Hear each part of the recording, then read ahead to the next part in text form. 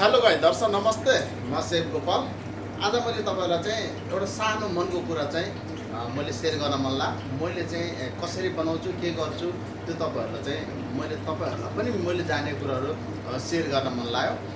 जस्तै तपाईँको इन्डियन किचनमा चप मसला भनेको तपाईँको मैले बनाइसकेको छु। मेरो 2 दिनलाई चप मसला हो।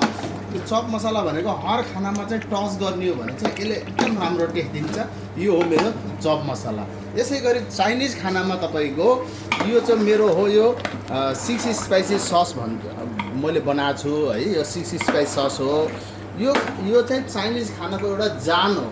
चाइनिज खानामा यो सस टच गर्ने हो भने या चाउमिन होस्, या फ्राई राइस होस्, या चिल्ली चिकन होस्, या मन्चुरियन होस्, कुनै आइटममा पनि यो सस 1 चम्मच टच गर्ने हो भने चाइनिज खानाको जान एकदम आउँछ। किनभने हाम्रोमा चाहिँ चाइनिज खाना एकदम धेरै जान्छ, इन्डो चाइनिज। किनकि त्यसको मेन रिजन भनेको हाम्रो स्पेसल सस छ। यो चाहिँ हाम्रो स्पेसल सस हो।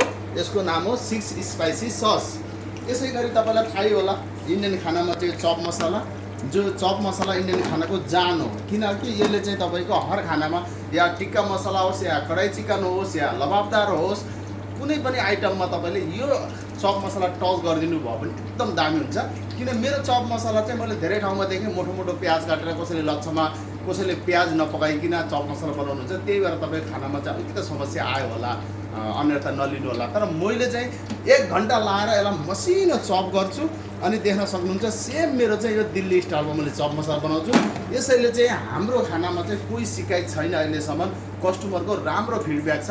तपाईँहरू पनि राम्रो बनाउनु छ भने चाहिँ भले टाइम लगाउनुहोस्, तर एकदम राम्रो के जो हुन्छ दिल्लीमा बन्छ, जो चाइनिज खाना हो, इन्डो चाइनिज हो, या इन्डियन खाना होस्, एकदम प्रपरली एकदम दिमाग लगाएर ध्यान लगाएर काम गर्नुभयो भने चाहिँ तपाईँको अवश्य पनि राम्रो हुन्छ। हाम्रोमा चाहिँ सबै कस्टमरले राम्रो फिडब्याक दिनुहुन्छ, एकदम खुसी लाग्छ।